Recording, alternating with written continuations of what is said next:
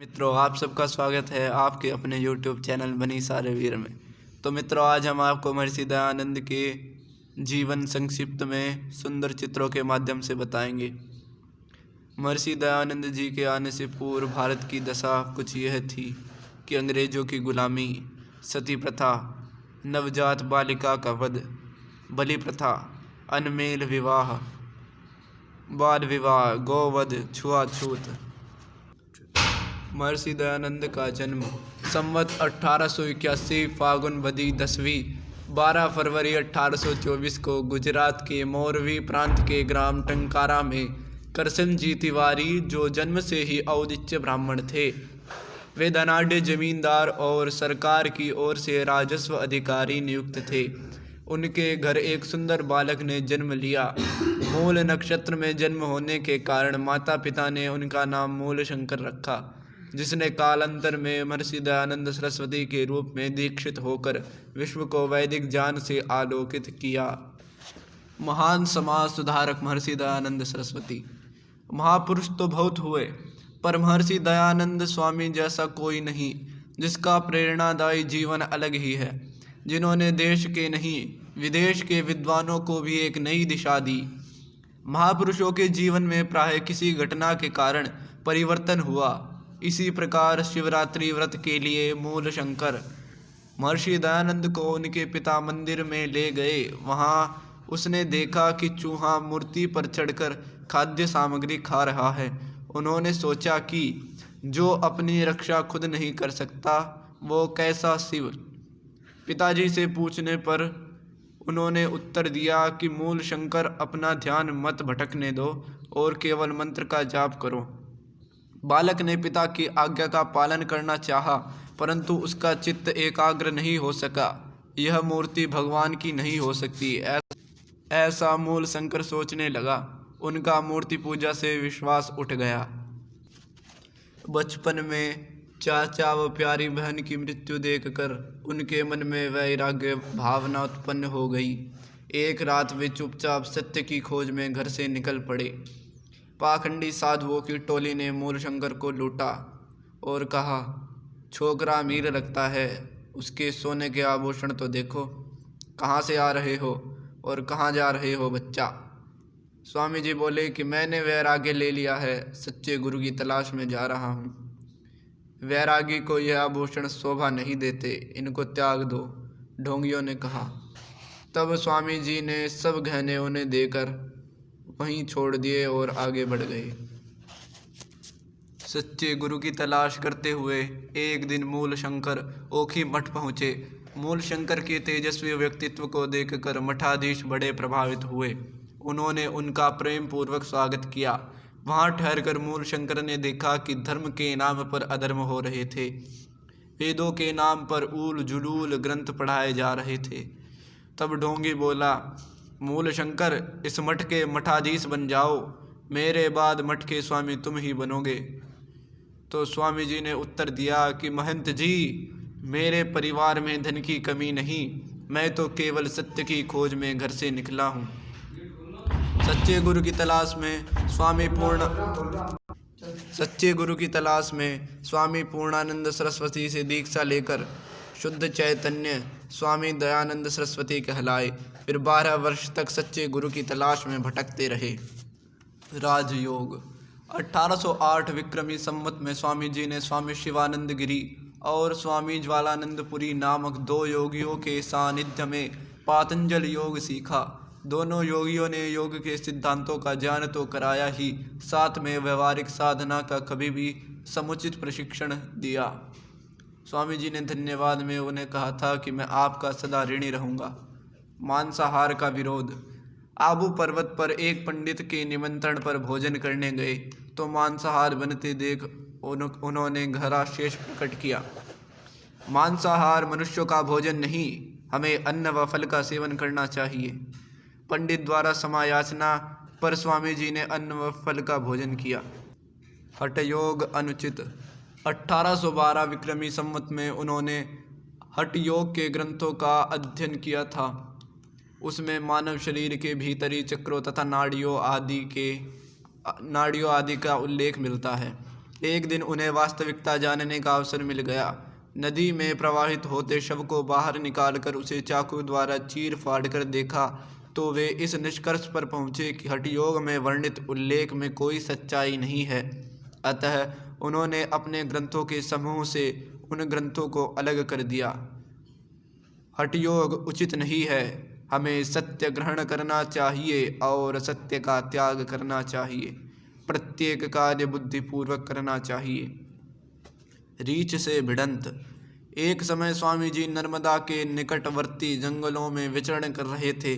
तभी उनके सामने एक भयंकर रीछ ने दौड़ते हुए हमला करना चाहा, परंतु निर्भीक सन्यासी ने अपने हाथ का सोटा रीछ के सामने बढ़ाया तो रीछ भयभीत होकर उल्टे पांव भाग गया। चल भाग जा। 12 वर्ष तक तपस्या करने के बाद सच्चे गुरु की तलाश करते करते 36 वर्ष की अवस्था में गुरु विरजानंद से भेंट हुई। जब स्वामी जी गुरु विरजानंद के दरवाजे पर पहुँचे तो स्वामी विरजानंद ने आवाज़ दी कि कौन? स्वामी दयानंद बोले कि मैं यही जानने आया हूँ कि मैं कौन हूँ। मुझे सत्य की खोज है। मैंने वेदांत और योग का अध्ययन किया है और सारस्वत ग्रंथों से संस्कृत व्याकरण भी पढ़ा है, फिर भी मुझे शांति नहीं मिली। इसके उत्तर में विरजानंद जी बोले कि इन ग्रंथों को यमुना में फेंक कर मेरे पास आओ। दयानंद ने बिना किसी हिचक के उन्हें यमुना में फेंक दिया। एक बार की बात है कि एक बार भूमि बुहारते कुछ कचरा रह गया और गुरु जी का पैर कचरे पर आ गया। गुरु जी नाराज होकर उन्हें मारने लगे। वे बिना बुरा माने गुरु की मार सहन करते रहे। दयानंद ने गुरु के चरणों में अपना शीश नवाया और कहा, गुरु जी, मुझे मारने से आपको जो पीड़ा हुई उसके लिए क्षमा चाहता हूँ। शिक्षा प्राप्ति के बाद गुरु दक्षिणा देने की प्रथा थी। उस समय दयानंद के पास कुछ व्यापारी द्वारा दी गई कुछ लौंग थी। जब स्वामी जी गुरु दक्षिणा देने गए तो बोले कि गुरुदेव, गुरु दक्षिणा में देने के लिए मेरे पास केवल यह जरा सी लौंग है, इसे स्वीकार करें। इसके उत्तर में विरजानंद जी बोले कि दयानंद, इस दुखी संसार को वेदों का संदेश दो, देश स्वतंत्र कराओ, तुमसे मुझे यही गुरु दक्षिणा चाहिए। गुरु आज्ञा के बाद दयानंद सत्य का प्रकाश करने निकल पड़े। जहाँ जहाँ जाते तो केवल यही बोलते कि संसार में केवल वेद ही ज्ञान का प्रकाश दे सकते हैं। गलत बोल दिया। मानव मानव एक समान। वनवासियों, नारी जाति और अछूतों को दयानंद ने जनेऊ पहनाना शुरू किया। भगवान के सभी बच्चे हैं, औरत हो या कोई छोटी जाति वाला, सबको शिक्षा प्राप्त करने का अधिकार है। नारी को समान अधिकार और आदर देना चाहिए। उस मान सम्मान को प्राप्त करने के लिए नारी को शिक्षा का अवसर मिलना चाहिए। उन्होंने देश के सभी वर्गों में समाज सुधार का कार्य किया। वनवासी क्षेत्रों में उनके कार्यों से प्रभावित होकर भील नेता बिरसा मुंडा व गुरु गोविंद ने सुधारवादी कार्य किए। वे सभी वर्ग के लोगों के बीच समान रूप से बैठते थे। स्वामी जी को पान द्वारा जहर दिया गया। लोगों को बंदी बनाने नहीं आया। स्वामी दयानंद की हत्या करने के इरादे से उन्हें पान में जहर देने वाले अपराधी को कस्बे के तहसीलदार ने कैद कर लिया और स्वामी दयानंद के सामने ले आए। सैयद साहब, कृपा करके इसे छोड़ दें। मैं तो लोगों को मुक्त कराने आया हूँ, बंधन में डालने नहीं। स्वामी जी, जैसा आपका नाम है वैसा ही आपके गुण हैं। नारी उद्धार। उन्होंने महिलाओं को वेद पढ़ने, यज्ञ करने, सामाजिक व राजनैतिक आंदोलन में साझेदारी करने का सर्वप्रथम आह्वान किया। पादरियों से विचार विमर्श। अजमेर का जिला ब्रिटिश अधिकार में होने से ईसाई प्रचारकों का केंद्र बन चुका था। पादरी शूलब्रेड से स्वामी जी का धर्म विषय में वार्तालाप हुआ।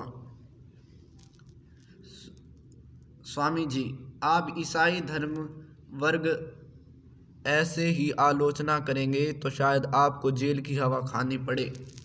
इसके उत्तर में स्वामी जी बोले कि सत्य के लिए जेल भी जाना पड़े तो डरना नहीं चाहिए। गौ रक्षा के लिए कर्नल ब्रुक से भेंट। स्वामी जी देश की उन्नति के लिए गौ रक्षा को आवश्यक मानते थे। इस बारे में उन्होंने कर्नल ब्रुक से बात की।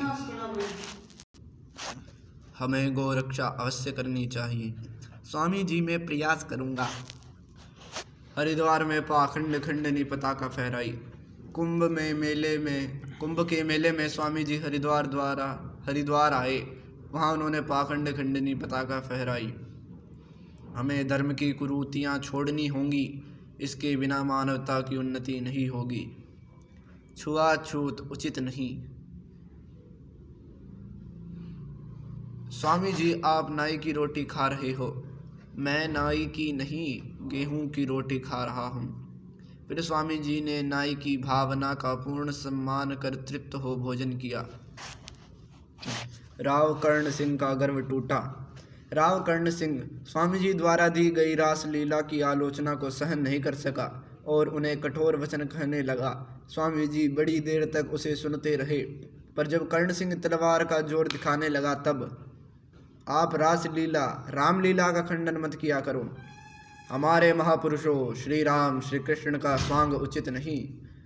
आप खंडन करोगे तो मैं। स्वामी जी ने राव के हाथ से तलवार छीन कर तोड़ दी और कहा, तुम्हें लड़ना ही हो तो किसी क्षत्रिय राजा से लड़ो, मुझ जैसे सन्यासी से उलझना उचित नहीं। राव लज्जित होकर भाग गया। कुरीतियों के विरुद्ध शास्त्रार्थ। विदेश जाना, मृतक श्राद्ध, दहेज, नारियों व अछूतों पर धार्मिक प्रतिबंध हिंदू समाज पर कलंक बने हुए थे। उन्होंने पाखंडी पंडितों से शास्त्रार्थ कर वेदों के पावन उपदेश दिए व अंग्रेजों के कुटिल षड्यंत्र को भी विफल कर दिया। एक और 21 धुरंधर विद्वान और दूसरी ओर एक अकेला दयानंद। मूर्ति पूजा वेद विहित नहीं है। मैं यह प्रमाणित कर दूंगा, ईश्वर को किसी भी मूर्ति में बांधा नहीं जा सकता। बहुत तर्क वितर्क के बाद स्वामी जी ने विरोधियों को निरुत्तर कर दिया।